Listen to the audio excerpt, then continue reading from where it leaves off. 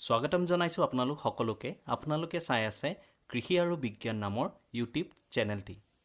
আমি এই চেনেলটিৰ জৰিয়তে আধুনিক বৈজ্ঞানিক ভিত্তিক কৃষি কৰ্মৰ ওপৰত বিভিন্ন ভিডিঅ' বনাই আপোনালোকৰ আগত আগবঢ়াই আহিছোঁ। যোৱা সপ্তাহ আপোনালোকক দেখুৱালোঁ আগতীয়াকৈ কবি খেতি কিদৰে কৰিব পাৰি। এইবাৰ খণ্ডত আপোনালোকক দেখুৱাম আগতীয়াকৈ বিলাহী খেতি কিদৰে কৰিব পৰা যায়। আজিৰ ভিডিঅ'ত আপোনালোকক আমি জনাম বিলাহী খেতিৰ বিভিন্ন উন্নত জাতসমূহৰ বিষয়ে, বিলাহী খেতিত সাৰ কিদৰে দিব লাগে, তাৰোপৰিঞ্চি অধিক উৎপাদন পাবৰ বাবে কি কি দৰৱ প্ৰয়োগ কৰিব পাৰে। ভিডিঅ'টি আৰম্ভ কৰাৰ আগতে আপোনালোকৰ এটি প্ৰশ্নৰ উত্তৰ দিব বিচাৰোঁ। বহুতে আমাৰ ফেচবুক পেজটিত এটা প্ৰশ্ন সোধে মোৰ পৰিচয় জানিব বিচাৰি। গতিকে আজি আপোনালোকৰ সেই প্ৰশ্নৰ উত্তৰ দিব বিচাৰিছোঁ। মই অসম কৃষি বিশ্ববিদ্যালয়ৰ এজন প্ৰাক্তন ছাত্ৰ। বৰ্তমান মই ভাৰতীয় কৃষি অনুসন্ধান পৰিষদৰ অন্তৰ্গত এটি বিভাগত কৃষি বিশেষজ্ঞ হিচাপে কৰ্মৰত। আগলৈ আমি আনুষ্ঠানিকভাৱে পৰিচয় দিয়াৰ চেষ্টা কৰিম।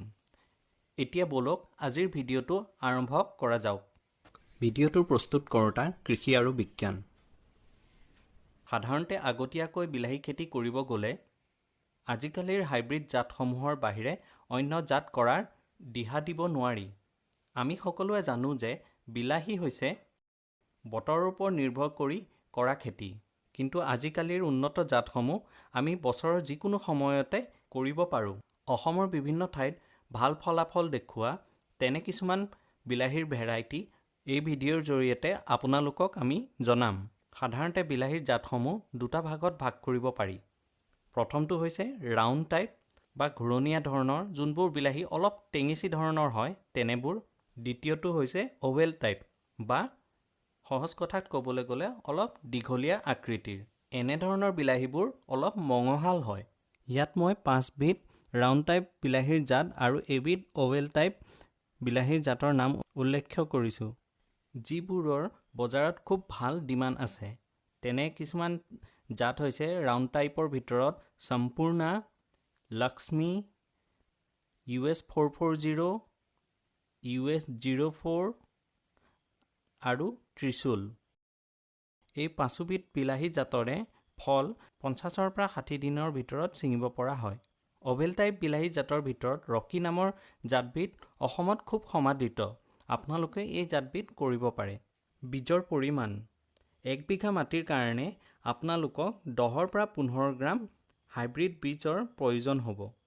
নাৰ্চাৰী প্ৰস্তুত কৰা বা গুটি সিঁচাৰ সময়: অক্টোবৰ মাহৰ ভিতৰত বজাৰত বিলাহী উলিয়াবলৈ হ'লে বীজ আপোনালোকে আগষ্ট মাহৰ ভিতৰত অথবা ছেপ্টেম্বৰৰ প্ৰথম সপ্তাহৰ ভিতৰত ৰুই শেষ কৰিব লাগিব।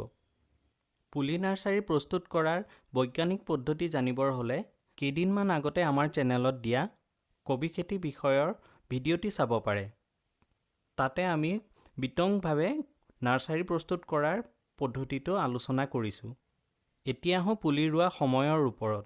পুলি ৰোৱা সময় নিৰ্ভৰ কৰিব আপোনালোকে নাৰ্চাৰী প্ৰস্তুত কৰা সময়ৰ ওপৰত। সাধাৰণতে নাৰ্চাৰীত গুটি সিঁচাৰ 20ৰ পৰা 25 দিনৰ পিছত পুলি মূল পথাৰত ৰুব পৰা হয়।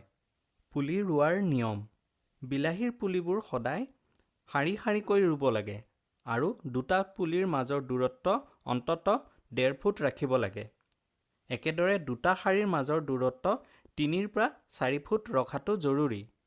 এইখিনিতে আপোনালোকক এটি জৰুৰী পৰামৰ্শ দিব বিচাৰোঁ, যিটোৰ পালন কৰিলে বিলাহীৰ গা-গছ লেৰেলি যোৱা ৰোগবিধ প্ৰতিৰোধ কৰিব পাৰিব।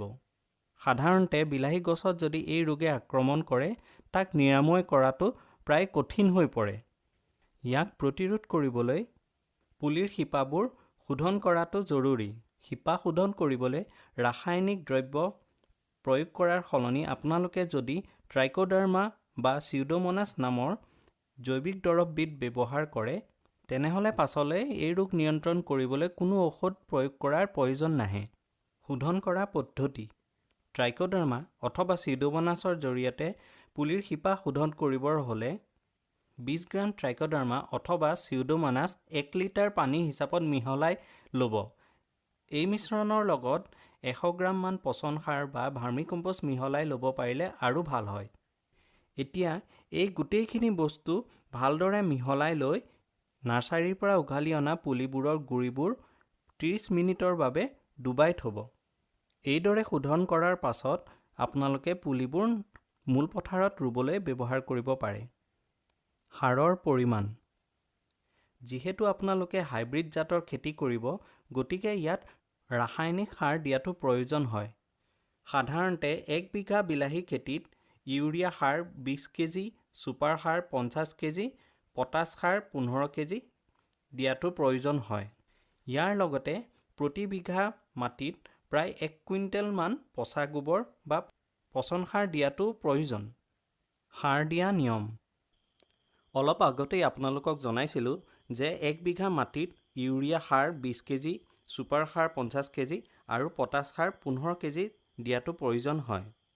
এই ৰাসায়নিক সাৰখিনিৰ আধা ভাগ ইউৰিয়া অৰ্থাৎ 10 কেজি, লগতে ছুপাৰ আৰু পটাছৰ সম্পূৰ্ণ অংশ অৰ্থাৎ 50 কেজি ছুপাৰ আৰু 15 কেজি পটাছ শেষবাৰৰ বাবে হাল মৰা আগতে মাটিত ছটিয়াই মৈয়াই সমান কৰি ল'ব।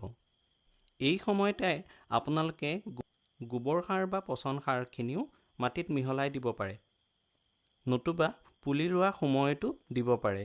বাকী ৰোৱা 10 কেজি ইউৰিয়া পচা গোবৰ বা মাটিৰ লগত মিহলাই পুলি ৰোৱা 1 মাহৰ পিছত প্ৰতিটো পুলিৰ গুৰিত দি মাটি চপাই দিব। বিলাহী গছত ফলৰ সংখ্যা বঢ়াবলৈ প্লেনফিক্স নামৰ দৰৱবিধৰ 5 মিলিলিটাৰ 4.5 লিটাৰ পানীৰ হিচাপত মিহলাই বিলাহী গছবোৰৰ ফুল ফুলাৰ সময়ত স্প্ৰে কৰিব। এইদৰে ফুল ফুলাৰ সময়ত দুবাৰ স্প্ৰে কৰিলে বিলাহীৰ ফুল সৰা বন্ধ হ'ব আৰু ফলৰ সংখ্যা বাঢ়িব। ফুল ফুলা সময়ত এই দৰৱৰ প্ৰয়োগ কৰাৰ বাহিৰে অন্য কোনো দৰৱ প্ৰয়োগ কৰিব নালাগে, বিশেষকৈ কীটনাশক দৰৱসমূহ। আশা কৰোঁ আপোনালোকে ভিডিঅ'টো চাই উপকৃত হ'ব। যদি ভিডিঅ'টো চাই ভাল লাগিল তেনেহ'লে ছাবস্ক্ৰাইব আৰু শ্বেয়াৰ কৰি আমাক উৎসাহিত কৰে যেন। ধন্যবাদ।